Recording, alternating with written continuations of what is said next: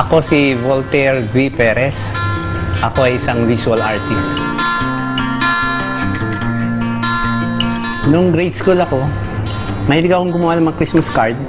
Wala akong matinong t-shirt na puti. Lagi kong pinipintahan ng mga pentel, lalo na yung mga cartoon character. Nagalit na ngayon mga magulang ko dahil puro pinta na yung damit ko. Bandang high school, yan, magawa na akong mga poster design, stage design. Anything colorful sa akin gawin, na-attract ako. It's my mother. I think naging professor pa niya si Amor Solo that time sa UP. Naging office artist yan. Malaki influensya ni nanay. Tsaka critic ko siya eh. Every time na may gagawin ako, sisilipin. Madalas sabihin ko, "Nay, yan yung gawa ko. Ang ganda." Sabi niya gano'n. Tapos kukwento niya sa akin, sayang walang animation noon. So, naging maganda yung tingin ni nanay sa mga ginawa namin. After TV commercial, sa animation na ako. Doon ako natutunan ng husto, mga technique from other countries. Pinadala nila ako sa China, sa Hong Kong, sa Malaysia. Tapos yun, nagturo ako ng airbrush technique. Ang isang paborito kong ginawa dito na pinalabas din locally, yung animation ng Peter Pan. Sa animation, I used to work sa background department, tsaka special effects, yung gumagawa ng kidlat, usok. Naging part ako nung ISCO Adventure in Animatia. Ibong Adarna, Mythical Bird. Yung Ibong Adarna, nagkaroon kami ng trailer na ginawa nun. Supposed to be ang background nito yung 16. Ito 12 lang eh. Yung mga pangsini kasi 16 field kung tawagin. So sa eksena ito, background 1, ito yung simula ng storya. Nag-zoom in, andiyan lilipad-lipad si Ibong Adarna. Tapos hanggang bago siya pumasok doon, yung ibon, maliit na, doon nag-close up yung camera. Malapit sa amin gawin to, talagang we put our time on this one. Kasi ito yung isa sa mga storya natin eh, na dito na noon pa, nasa libro na. Kaya nagkaroon ng idea si Direk Garcia na gawing animation para doon sa mga bata malaman nila yung mga nangyayari noon. Tuwan-tuwa kami dahil doon kasi kami sa States nagpapa-develop pa noon eh. Nagulat sila, meron na pala sa Pilipinas na mga magagaling na animator, tsaka yung talented. Fulfillment to maging part ka ng isang production na nakagawa ng all-Filipino movie, animated movie.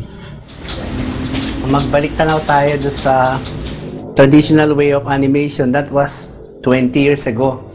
Ang sample background, eto, isang eksena sa No Limit Tangere, daytime scene, fiesta, pa-isa-isa namin ginagawa yan.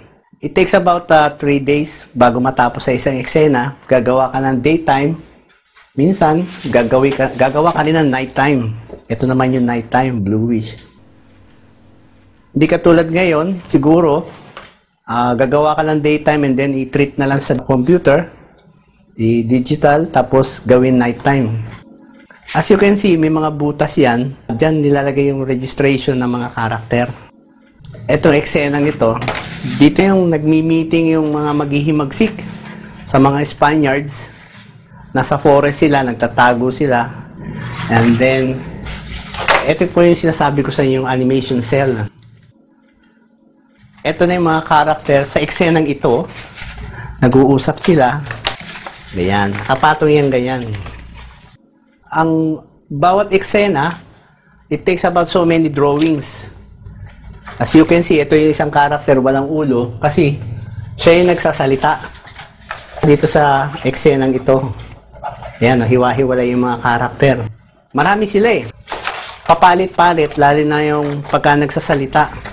So mostly, pagka maganto effect, cameraman ang maraming ginagawa. Tayo mga Pilipino, masyado tayong talented. Kaya nung dumating yung pagkakataon na discovery nga from the US, nag-umpisa lang yung US dito eh. In just 1 year time, ang studio ng animation dito sa Pilipinas, naging 3 agad. Nagkaroon ng competition agad. Puti na lang, maraming studio, maraming Pilipinong nailabas yung talent nila sa animation. Pag pinag-usapan natin talent, bigay ni Lord yan eh. Lahat tayo meron yan. Yung sa akin, binabalik naman ni Lord lahat eh. Sobra nga eh.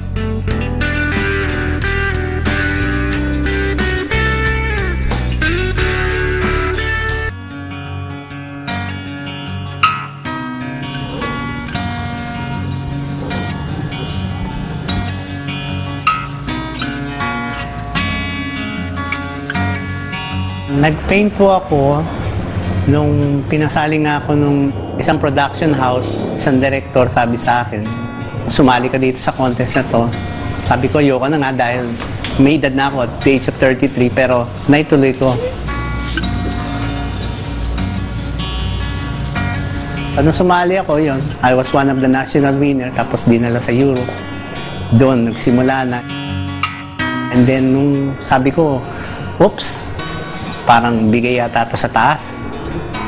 After that, 3 months lang, nanalo uli ako ng isang poster making contest sa Korea. Nakuha ko yung first and second place. So, yun. From animation, medyo napagod na. Nag-visual artist naman ako. Naman ako sa mother ko yung sa dahon, entitled Dry Leaf Painting. Ito yung painting na sa dahon na tuyo. Meron pa isang painting sa ilalim. So, 2 paintings in 1 frame. Etong dahon na to, isosoak natin sa water. Yan. Siguro for about 1.5 months to 2 months. After mga 2 months, ito na po yung dating fresh na leaf. Halos nawala na yung green. And then, nilinisin pa yan through running water. Tutulungan lang ng toothbrush para mas mabilis. Maiwan na lang yung pinaka-skeleton niya. Ito na yung skeleton. And then, i-dry natin siya mga 1 month. Noong artist pa yung mother ko sa isang company, mayroong isang American na nagsabi sa kanya, Nati, Natividad mother ko, Nati, why don't you try painting on dry leaf? So, nag-try kami na nanay ko, lahat ng dahon. Sinook namin sa tubig. Tapos, nangamoy na lahat. Nagagalit na nga tatay ko. Pero yun, nag-try kami lahat. Nasisira lahat. So, sinabi niya sa Amerikano, nothing works in local leaves. So, inabutan siya ng isa. Try this. It came from India. Tinry ni mother ko. Yun. Yun na yung start.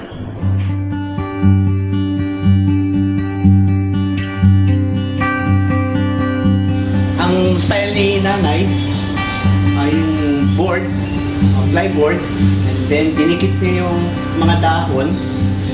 Then she started to do our family portrait. Wala si nanay kasi siya yung nagpipinta. So ako to, bunso, Ate Olive, Kuya Cesar, si Kuya Boy, tatay ko. Now after painting, kinuha niya lahat ng kulay. She decided to isa-isa niyang kinulayan uli yung mga detail ng dahon. Binuhay niya uli para lalong makita yung kagandahan ng dahon. Pero inabot siya ng mga 3 months.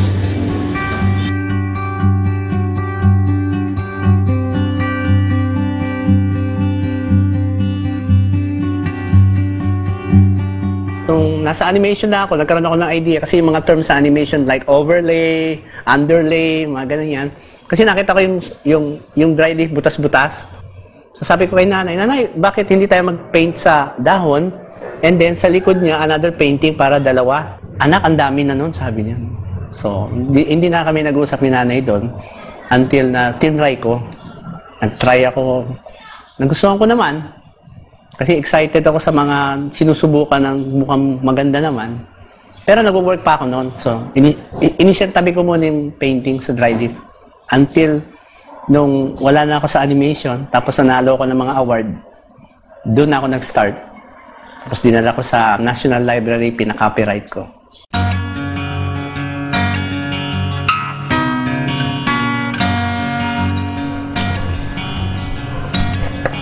So ito na po yung dahon. Pagtitikit-dikitin na po natin yung dahon para siya mismo magiging canvas. Nag-start po ako ng 4 na painting ni Jesus sa dry leaf. Iba-ibang colors, iba-ibang background. Ang kapal naman ng mukha ko. Hindi naman ako kilala o whatever. Basta may nagbubulong sa akin, benta mo ng 25,000 yan. Yung time na yun, yung 4 na paintings kong ginawa, hindi maganda sa tenga yun na 25,000. So, ang ginawa ko, hindi ko na lang siya binenta. Naisipan kong ibigay na lang yung mga paintings. After I've given all those paintings, wala pang isang buwan. Nag-start na ako mag-sale. Yung pala siguro yung niremind ni Lord sa akin, huwag mo ko ibenta, bigay mo ko. At naalala ko nga pala, yung first fruit mo, you have to give to our Lord. So yun, after that, nag-sale na ako.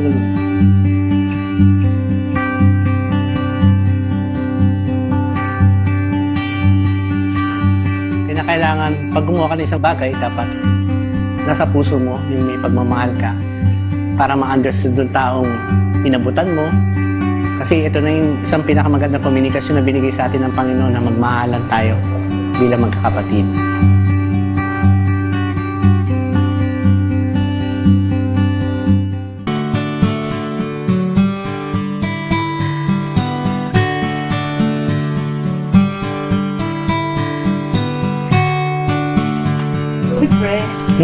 Thank you.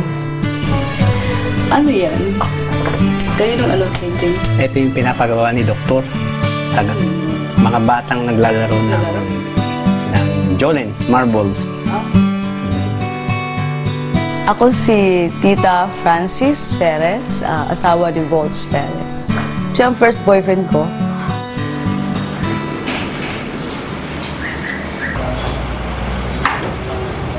Six years kami naging mag-boyfriend bago kami nagpakasal.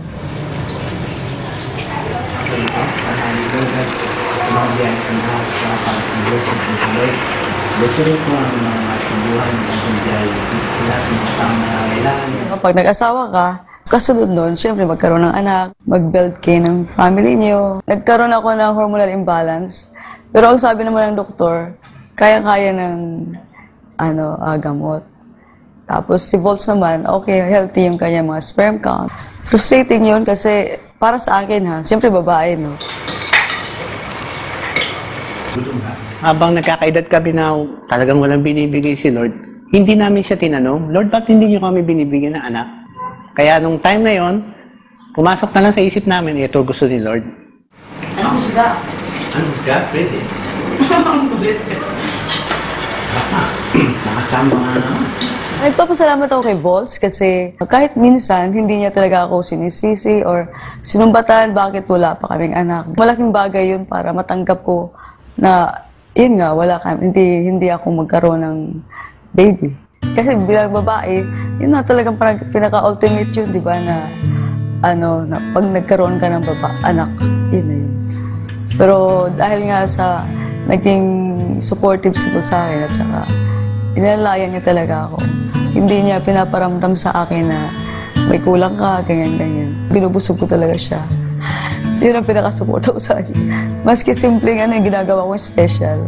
So yung mga twists, ganyan-ganyan. Nung nanliligaw pa lang yan si Paul sa akin, tapos may pinakita siyang painting na sa isang dahon lang tapos andun yung portrait ng magulang niya. Doon talaga ako na-impress. Sabi ko, ang ganda. Kumbaga noon nakakatawa lang siya, yung natutuwa ako sa kanya kasi maganda yung sense of humor niya. Pero nung nakita ko yung painting niya, iba rin tingin ko sa kanya.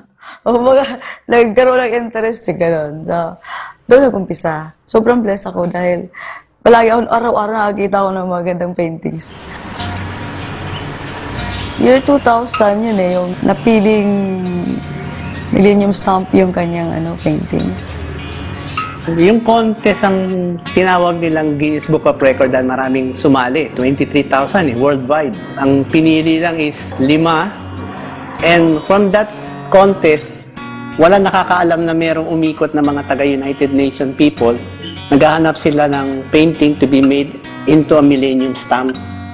6 ang napili nila, tapos napasali yung sa akin Tomorrow's Dream kasi it was drawn black and white sa taas, tapos yung 2 bata, ang dream nila bumalik sana sa green uli ang kapaligiran, tapos nakangiti na yung 2 bata samantala yung nasa taas na reflection, malungkot sila.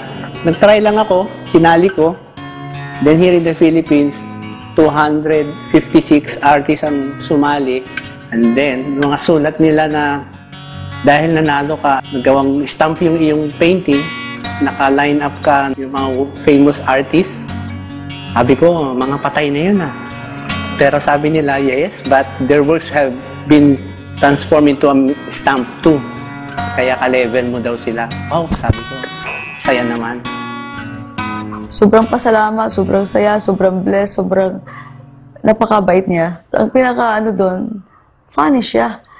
Kumbaga, bonus na yun eh. Magkaroon man kayo ng problema, halimbawa mag-asawa, kasi hindi naman talaga nawawala ng problema. Pero dahil sa may pagka-funny nga siya, gumagaan yung problema. Kayang-kaya namin harapin kung ano man yung mga problema dahil unang-una alam namin na hindi kami pabayaan ng Panginoon. Tapos pangalawa, nagiging light lang siya kasi nga masaya siyang kasama. Yung blessing doon is, hindi man kami binigyan, magkasama pa rin kami, tapos marami pa kaming batang natulungan.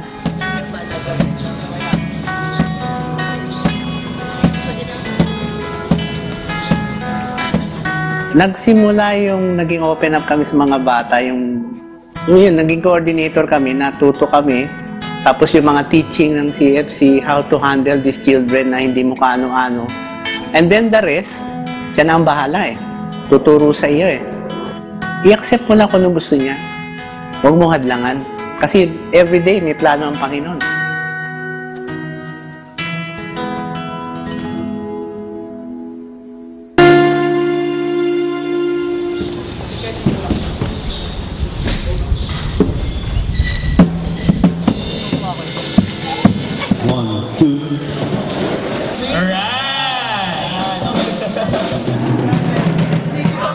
Tama yung sabi na kung ano ilagay sa'yo ng Panginoon dito sa kanan mong bulsa, kunin mo naman sa kaliwa, i-share mo naman. I was able to put up a banda ng mga bata, nakaipon ako. Tuwing makakabenta ako ng artwork, portion of that, bibili ko ng instrument.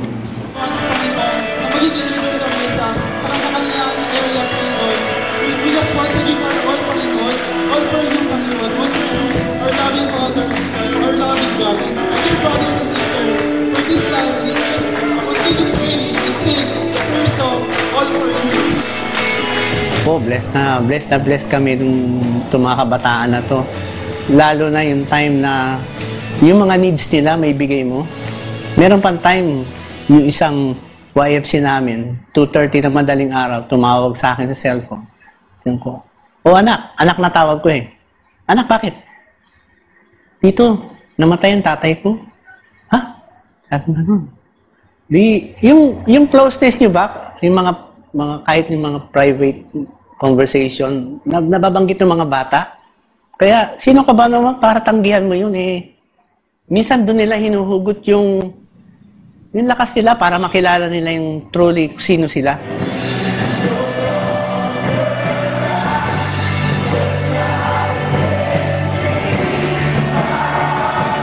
Ako si Lara Danica Iliao, Com-based Program Head. At dati kong couple coordinator si Tito Volts nung chapter head ako.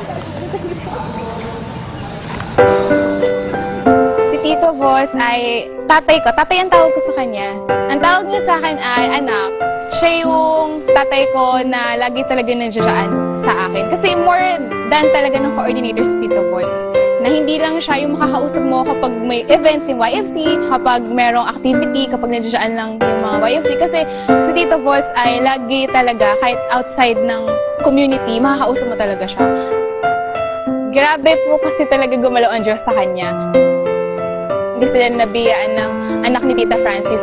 Pero blessing din po siguro kami sa kanila na na alaga nila si Youth for Christ. Kasi parang tatay na tatay ko talaga yung ring namin sa kanya. So mamaya, magre-request kami sa inyo na group yourselves into 3. Ayan. Siguro mas maganda kung hindi natin kilala or from other area yung kasama natin.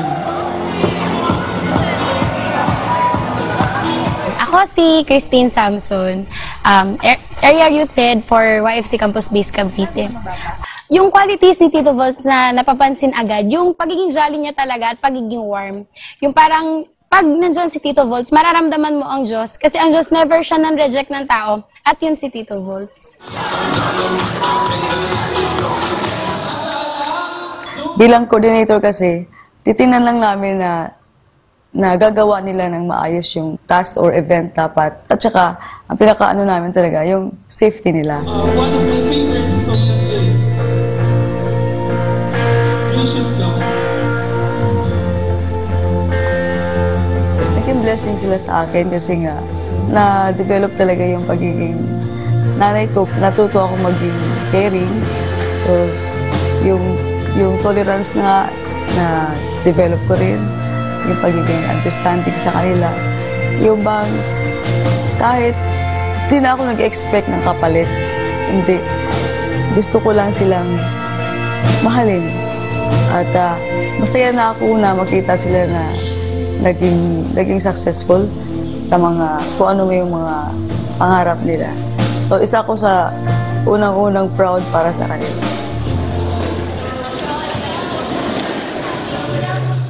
Nung una namin silang nakilala, kumbaga talagang nasabi nila na wala kaming anak. Parang nagulat kami kasi hindi mo makikita na kasi iba yung way ng pag-aalaga nila sa mga bata.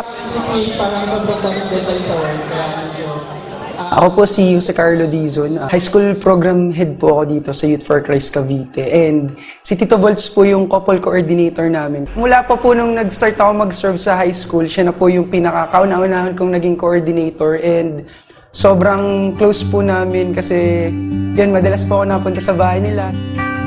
Tito Volts, thank you sa lahat. Hindi ka lang naging coordinator sa amin, naging tatay ka pa sa amin. And sana lang din, continue nyo pa yung pagmamahal, pagmamahal sa Diyos, yung pagmamahal din sa amin, syempre. And I'm hoping na maging ano lang din po tayo, mas maging matagal pa yung pagsasama natin. Hindi lang dito sa service na meron tayo sa Youth for Christ, pero dun pa sa buhay na meron tayo dito sa mundo nito. Yun lang po talaga. Sobrang mahal na mahal ka po namin.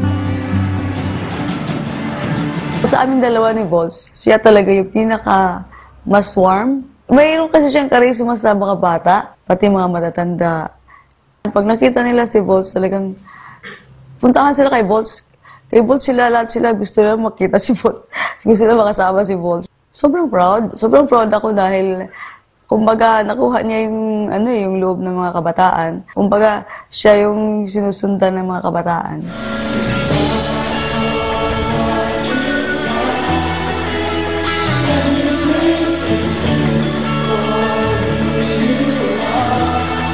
Very important ang kabataan. Una sa lahat po, yun yung binigay sa amin ngayon as coordinator. Kaya, kaya kinakailangan po i-guide itong mga bata. Kasi, hindi lang yung sila yung next generation leaders, pero yung kabataan, kung diyan mag-uumpisa, i-educate these children, malalaman nila maaga pa.